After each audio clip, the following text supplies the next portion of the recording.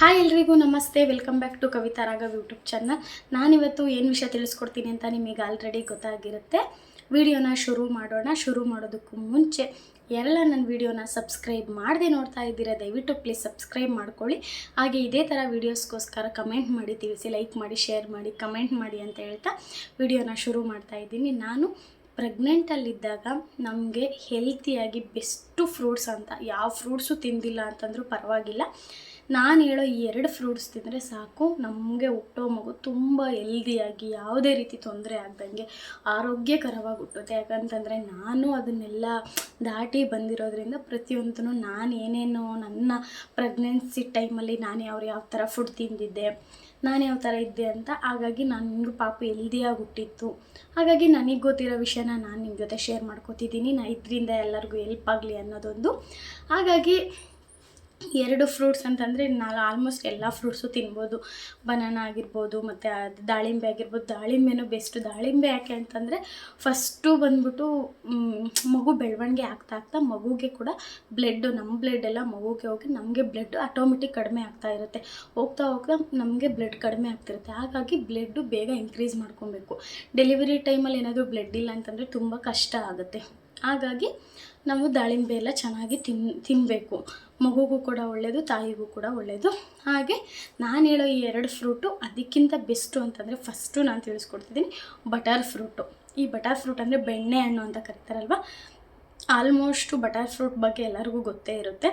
ಈ butter fruit ತಿನ್ನೋದ್ರಿಂದ ಮಗು ಬ್ರೈನ್ ಡೆವಲಪ್ಮೆಂಟ್ಗೆ ತುಂಬ ಅಂದರೆ ತುಂಬ ಹೆಲ್ಪ್ ಮಾಡುತ್ತೆ. ಮತ್ತು ಎಷ್ಟು ಅಂತಂದರೆ ನಾನು ಕೂಡ ಇದೇ ಥರ ನಿಮಗೆ ಹೆಂಗೆ ಗೊತ್ತು ಅಂತ ನೀವು ಹೇಳಿದ್ರೆ ನಾನು ಇದೇ ಥರ ವೀಡಿಯೋಸ್ ಎಲ್ಲ ನೋಡ್ತಾ ಇದ್ದೆ. ನಾನು ಅದನ್ನೇ ನೋಡಿಬಿಟ್ಟು ನಾನು ಬರೀ ಜಸ್ಟು ಇದನ್ನು ನೀವು ಒಂದು 15 ಡೇಸ್ಗೊಂದು ಏನು ಡೈಲಿ ತಿನ್ನಿ. ಯಾಕಂದರೆ ಸ್ವಲ್ಪ ಈ ಹಣ್ಣು ಕಾಸ್ಟ್ಲಿನೇ ಇರುತ್ತೆ. ಹಾಗಾಗಿ ಏನು ಡೈಲಿ ತಿನ್ನಬೇಕು ಅನ್ನೋ ಅವಶ್ಯಕತೆ ಇಲ್ಲ. ಒಂದೊಂದನ್ನ ಸಾಕು, 1-2 ಟೈಮ್ ತಿನ್ಬೋದು. ಒಂದು ಫ್ರೂಟ್ಸ್ನ 2 ಟೈಮ್ ಅಂತಂದರೆ 15 ಡೇಸ್ಗೊಂದು ತಿಂದರೂ ಸಾಕು. ವಾರಕ್ಕೊಂದು ಇಲ್ಲಾಂದರೆ 15 ದಿವಸಕ್ಕೊಂದು ಜ್ಯೂಸ್ ಮಾಡ್ಕೊಂಡು ಕುಡಿಯೋದ್ರಿಂದ ತುಂಬ ನಿಜವಾಗ್ಲೂ ಮಕ್ಕಳು ಬ್ರೈನ್ ಡೆವಲಪ್ಮೆಂಟ್ಗೆ ಈ ಫ್ರೂಟ್ಸು ತುಂಬ ಹೆಲ್ಪ್ ಮಾಡುತ್ತೆ. ಯಾಕಂತಂದರೆ ನಾನು ಕೂಡ ತಿಂದಿದ್ದೆ. ನನ್ನ ಮಗನೇ ಆಗಲೇಳು ಒಂಥರ ಚೆನ್ನಾಗಿ ಹೆಲ್ದಿಯಾಗಿದ್ದಾನೆ. ಹಾಗೆ ಅವ್ನ ಬ್ರೈನು ಕೂಡ ಅಷ್ಟೇ ಇದು ಚಿಕ್ಕ ವಯಸ್ಸಲ್ಲೇ ಎಲ್ಲರನ್ನೂ ನೆನ್ಪಿಟ್ಕೊಳ್ಳೋದು ಒಂಥರ ಯಾಕಂದರೆ ನನ್ನ ತಾಯಿಯಾಗಿ ನನಗೆ ಗೊತ್ತಾಗ್ತಾ ಇರುತ್ತೆ ಅವ್ನ ಬ್ರೈನ್ ಯಾವ ಥರ ಐತೆ ಅನ್ನೋದೆಲ್ಲನ. ಹಾಗಾಗಿ ಈ ಬಟರ್ ಫ್ರೂಟು ಬ್ರೈನ್ ಡೆವಲಪ್ಮೆಂಟ್ಗೆ ಮಕ್ಕಳಿಗೆ ತುಂಬ ಹೆಲ್ಪ್ ಮಾಡುತ್ತೆ. ನೀವು ಏನು ಬೇರೆ ಯಾವ ಫ್ರೂಟ್ ತಿಂದಿಲ್ಲ ಅಂತಂದ್ರೂ ಪರವಾಗಿಲ್ಲ, ಪ್ರೆಗ್ನೆಂಟಲ್ಲಿ ಇದೊಂದು ಬಟರ್ ಫ್ರೂಟ್ ಒಂದು ಆ್ಯಡ್ ಮಾಡ್ಕೊಳ್ಳಿ. ಅದ್ರ ಜೊತೆಗೆ ಇನ್ನೊಂದು ಫ್ರೂಟು ಅಂತಂದರೆ ಕಿವಿ ಫ್ರೂಟು. ಈ ಕಿವಿ ಫ್ರೂಟು ತಿನ್ನೋದ್ರಿಂದ ಬಟರ್ ಫ್ರೂಟ್ಗಿಂತ ಇದು ಇನ್ನೂ ಬೆಸ್ಟು. ಯಾಕೆ ಅಂತಂದರೆ ಈ ಕಿವಿ ಫ್ರೂಟಿಂದ ಮಕ್ಕಳು ಫುಲ್ಲು ಹೆಲ್ದಿಯಾಗಿ ಯಾವುದೇ ರೀತಿ ಇವಾಗ ಪ್ರತಿ ಮಕ್ಕಳೂ ಏನಾಗ್ಬಿಟ್ಟಿರುತ್ತೆ ಅಂತಂದರೆ ಹಾಸ್ಪಿಟಲ್ ನೋಡ್ಬೋದು ನೀವು ಬೇಕಾದ್ರೆ ಹಾಸ್ಪಿಟ್ಲಲ್ಲಿದ್ದಾಗ ಬರೀ ಜಾಂಡೀಸು ಪ್ರತಿಯೊಂದು ಡೆಲಿವರಿ ಆಗಿರುತ್ತೆ. ಡೆಲಿವರಿ ಆಗಿದ ತಕ್ಷಣವೇ ಕರ್ಕೊಂಡು ಹೋಗ್ಬಿಡ್ತಾರೆ ICUಗೆ. ಎಷ್ಟು ಜನ ಗೊತ್ತಾ, ನನ್ನ ಕಣ್ಣು ಮುಂದೆನೇ ನೀವೇನು ನಾನೇನು ಸುಮ್ಮನೆ ಇದರಲ್ಲಿ ಹೇಳ್ತಿದ್ದೀನಿ ಅಂತಲ್ಲ, ಇದು 100% ಪ್ರಾಮಿಸು. ರಾಘವೇಂದ್ರ ಸ್ವಾಮಿ ಆಣೆಗೂ ನಮ್ಮ ವಾರ್ಡಲ್ಲೇ ಎಷ್ಟು ಒಂದು 8-10 ಜನ ಇದ್ದರು ನಮಗೆ ಡೆಲಿವರಿ ಆದಾಗ.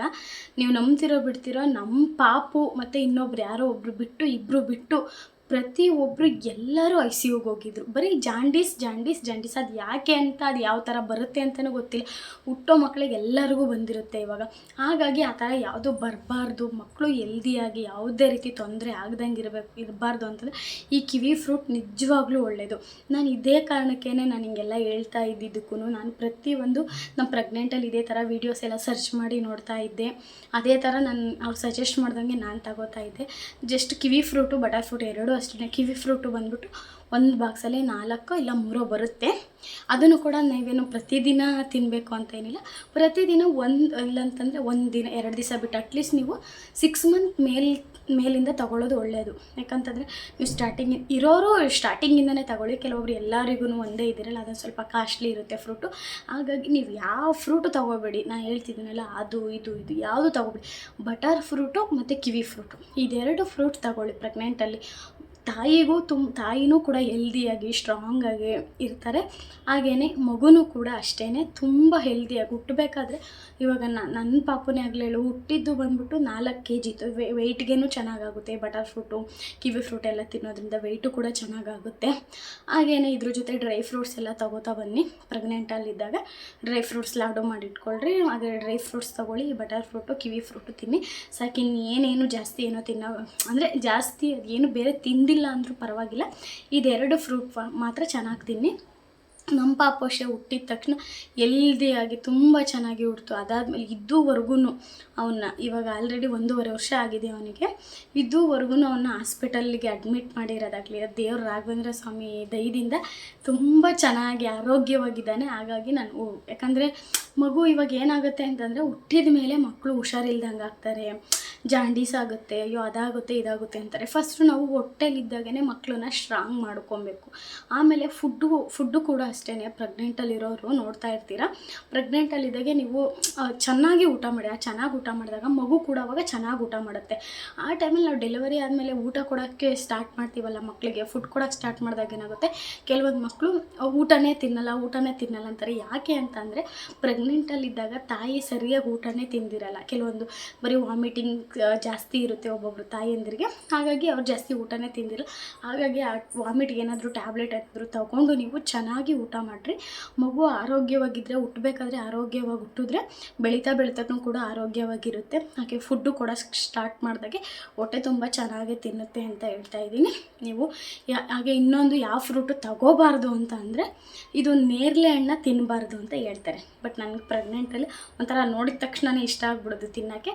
ಬಟ್ ಎಲ್ಲರೂ ಹೇಳಿದ್ದು ಅದು ಏನಕ್ಕೆ ಅನ್ನೋ ಒಂದು ಕಾರಣ ಏನು ಅಂತಂದರೆ, ಆವಾಗ ನಮ್ಮ ಅಜ್ಜಿಯವರು ಹೇಳ್ತಾ ಇದ್ದಿದ್ದು, ಏನದು ಕೆಂಬ್ರೆ ಅಂತನೇನೋ ಅಂತಾರೆ. ಅಂದರೆ ಹಂಗಂತ ಅಂದರೆ ಬಾಡಿ ಫುಲ್ಲು ಮಗು ಹುಟ್ಟಬೇಕಾದ್ರೆ ಒಂಥರ ಮಚ್ಚೆ ರೆಡ್ಡು ಆ ಥರ ಬರುತ್ತಂತೆ, ಏನು ನೇರಳೆ ಹಣ್ಣು ತಿಂದರೆ. ಅದು ನಂಗೆ ಗೊತ್ತಿಲ್ಲ, ಅದು ಕರೆಕ್ಟಾಗಿ ಅದು ನಿಜನೋ ಸುಳ್ಳ ಗೊತ್ತಿಲ್ಲ. ಯಾರಾದರೂ ತಿಂದು ಆ ಥರ ಆಗಿದ್ದರೆ ತಿಳ್ಕೊಳ್ಳಿ ಒಂದ್ಸರಿ. ಒಟ್ಟಿಗೆ ಆ ಥರ ಹೇಳಿದರು. ಹಾಗಾಗಿ ನಾನು ಅದೊಂದು ಫ್ರೂಟ್ನ ಮಾತ್ರ ತಿನ್ನಬಾರ್ದು ಅಂತ, ಹಾಗಾಗಿ ಅದು ನೇರಳೆ ಹಣ್ಣು ಮಾತ್ರ ತಿಂದಿರಲಿಲ್ಲ. ಆಲ್ಮೋಸ್ಟ್ ಎಲ್ಲ ಫ್ರೂಟು, ಎಲ್ಲ ಸೊಪ್ಪುಗಳು, ತರಕಾರಿಗಳು ಎಲ್ಲ ತಿನ್ಬೋದು. ಬಟ್ ಮೇಯ್ನು ಇದು ಅಂತಂದರೆ ಮಕ್ಕಳಿಗೆ ನಮಗಿಂತ ಮುಖ್ಯ, ಒಂದು ನಿಮಗೆ 5 ತಿಂಗಳು 6 ತಿಂಗಳಿಂದ ತಿನ್ನೋಕ್ಕಾಗಿಲ್ಲ ಅಂತಂದರೂ ಪರವಾಗಿಲ್ಲ, 6 ತಿಂಗಳು ಮೇಲೆ 6, 7, 8, 9 ಆ ಟೈಮಲ್ಲಿ ಮಕ್ಕಳು ಯಾವಾಗಂತ 5 ತಿಂಗಳವರೆಗೂ ಮಗು ಗ್ರೋತ್ ಆಗೋದಷ್ಟು ಗೊತ್ತಾಗೋದಿಲ್ಲ. 5 ತಿಂಗಳವರೆಗೂ ನಮಗೆ ಹೊಟ್ಟೆನೂ ಕಾಣಿಸೋದಿಲ್ಲ, ಎಂಥದ್ದು ಇಲ್ಲ. 5 ತಿಂಗಳಾಗಿ 6 ತಿಂಗಳಿಗೆ ನಡೀತಾ ಇರಬೇಕಾದ್ರೆ ಬೇಗ ಗ್ರೋತ್ ಆಗಿಬಿಟ್ಟು ಬೇಗ ಹೊಟ್ಟೆ ಮುಂದೆ ಬಂದುಬಿಡುತ್ತೆ. ಅಲ್ಲಿಗಂಟ ನಾನು 6 ತಿಂಗಳವರೆಗೂ ನನಗೆ ಪ್ರೆಗ್ನೆಂಟು ಅನ್ನೋ ಥರನೇ ಕಾಣಿಸ್ತಾನೆ ಇರಲಿಲ್ಲ. ಅಷ್ಟು ಎಲ್ಲರೂ ಒಂಥರ ಇವಳು ಇಷ್ಟೆಷ್ಟಿದ್ದಾಳೆ, ಮಗುನೂ ಇರುತ್ತೆ ಅಂತ ಅಂದ್ಕೊಳ್ಳೋರು. ನಾನು ಸಣ್ಣಗೆ ಇದ್ದೆ, ತುಂಬ ದಪ್ಪನೂ ಆಗಿರಲಿಲ್ಲ. ನನ್ನ ಮಗು ಬಂದುಬಿಟ್ಟು ವೆಯ್ಟ್ ಎಷ್ಟಿತ್ತು ಗೊತ್ತಾ, 3 kg 400 ಗ್ರಾಮ್ ಇತ್ತು. 3.5 kg 9 ಮಂತ್ ಲಾಸ್ಟ್ ಸ್ಕ್ಯಾನಿಂಗಲ್ಲಿ 3.1 ಇತ್ತು, ಅಂದರೆ 3 kg 100 ಗ್ರಾಮ್ ಇತ್ತು. ಆಮೇಲೆ ನೆಕ್ಸ್ಟು ಡೆಲಿವರಿ ಆದಾಗ ತೂಕ ಮಾಡೋರಲ್ವ, ಆವಾಗ ಬಂದ್ಬಿಟ್ಟು 3 kg 400 ಗ್ರಾಮ್ ಇತ್ತು, ಅಂದರೆ 3.5 kg ಹತ್ತಿರ. ಮಕ್ಕಳು ಏನೇ ಇದ್ರೂ 3 kg ಮಿನಿಮಮ್ 3 kgಯಿಂದ ಮೇಲ್ಗಡೆ ಇಲ್ಲ 3 kg ಇದ್ದರೆ ಮಾತ್ರ ಚೆನ್ನಾಗಿ ಹೆಲ್ದಿಯಾಗಿ ಅವರನ್ನು ಬೆಳೆಸೋದಕ್ಕೆ ತುಂಬ ಈಸಿ ಆಗುತ್ತೆ. ನಮಗೆ ತುಂಬ ಕಡಿಮೆ ವೆಯ್ಟ್ ಇದ್ದರೆ ಒಂದು ಸ್ವಲ್ಪ ಬೆಳೆಸೋದಕ್ಕೂ ಸಾಕೋದಕ್ಕೂ ಒಂದು ಸ್ವಲ್ಪ ಕಷ್ಟ ಅನಿಸುತ್ತೆ. ಬೇಗ ದಪ್ಪ ಆಗಲ್ಲ, ಬೇಗ ಏನೋ ತಿನ್ನಲ್ಲ, ಆ ಥರ ಆಗುತ್ತೆ. ಹಾಗಾಗಿ ನಾವು ಪ್ರೆಗ್ನೆಂಟಲ್ಲಿ ಇದ್ದಾಗಲೇ ಒಳ್ಳೊಳ್ಳೆ ಫುಡ್ ತಿನ್ನಬೇಕು. ಅಟ್ಲೀಸ್ಟು ಅದೇ ಹೇಳಲ್ವ, ನಿಮ್ಮ ಕೈಯಲ್ಲಿ ಬೇರೆ ಫ್ರೂಟ್ಸ್ ಏನು ತೊಗೊಬೇಡಿ, 15 ಡೇಸ್ಗೊಂದ್ಸರಿ ಸಾಕು, ದಿನವೂ ತಿನ್ನೋ ಅವಶ್ಯಕತೆ ಇಲ್ಲ.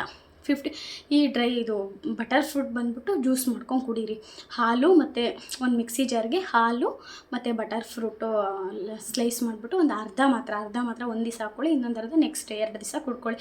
15 ದಿವಸಕ್ಕೊಂದ್ಸರಿ ಮಾಡ್ಕೊಳ್ಳಿ. ಅದಕ್ಕೊಂದು ಸ್ವಲ್ಪ ಶುಗರ್ ಆದರೂ ಹಾಕ್ಕೊಳ್ಳಿ, ಇಲ್ಲ ಬೆಲ್ಲನಾದರೂ ಹಾಕ್ಕೊಳ್ಳಿ. ಚೆನ್ನಾಗಿ ಹಾಲು, ನೀರೇನು ಜಾಸ್ತಿ ಹಾಕಕ್ಕೆ ಹೋಗ್ಬೇಡಿ.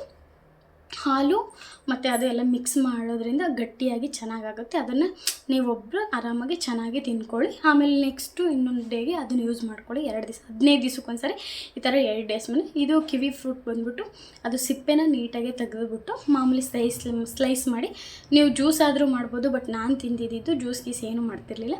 ಬಟ್ ಸ್ಲೈಸ್ ಮಾಡಿ ಅದು ಸ್ಲೈಸ್ಗೆ ಒಂದು ಸ್ವಲ್ಪ ಉಪ್ಪು ಉದುರಿಸ್ಕೊಂಡು, ಅದೊಂದು ಸ್ವಲ್ಪ ತುಂಬ ಸ್ವೀಟ್ ಏನಿರಲ್ಲ, ಅದು ಸ್ವಲ್ಪ ಹುಳಿ ದ್ರಾಕ್ಷಿ ಥರ ಇರುತ್ತೆ ಅದು. ಹಾಗಾಗಿ ಸ್ಲೈಸ್ ಮಾಡಿಕೊಂಡು ಸ್ವಲ್ಪ ಉಪ್ಪು ಹಾಕ್ಕೊಂಡು ನಾನು ತಿಂತಾಯಿದ್ದೆ.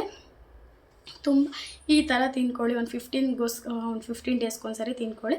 ಬೇರೆ ಯಾವ ಫ್ರೂಟು ತಗೋಬೇಡಿ, ಇದೆರಡು ತಗೊಳ್ಳಿ ಸಾಕು. ನೀವು ಹೆಲ್ದಿಯಾಗಿರ್ತೀರ, ಮಗುನೂ ಹೆಲ್ದಿಯಾಗಿರುತ್ತೆ ಅಂತ ಹೇಳ್ತಾ ನಾನು ಇಷ್ಟೊತ್ತು ಹೇಳಿದ್ದು ನೀವು ಇಷ್ಟೊತ್ತು ಕೂತ್ಕೊಂಡು ನೋಡಿದ್ದೀರಾ. ಥ್ಯಾಂಕ್ ಯು ಸೋ ಮಚ್ ಅಂತ ಹೇಳ್ತಾ ಈ ವಿಡಿಯೋನ ಇಲ್ಲಿಗೆ ಎಂಡ್ ಮಾಡ್ತಾಯಿದ್ದೀನಿ. ಇನ್ನೂ ಹೆಚ್ಚು ಇದೇ ಥರ ಪ್ರೆಗ್ನೆನ್ಸಿ ವೀಡಿಯೋಸ್ ಆಗಿರ್ಬೋದು, ಬಾಣಿತನ ವೀಡಿಯೋಸ್ ಆಗಿರ್ಬೋದು, ಪಾಪುಗೆ ಹೆಲ್ತ್ ಏನೇ ಇದ್ರೂ ನನಗೆ ಕಮೆಂಟ್ ಮಾಡಿ ತಿಳಿಸಿ.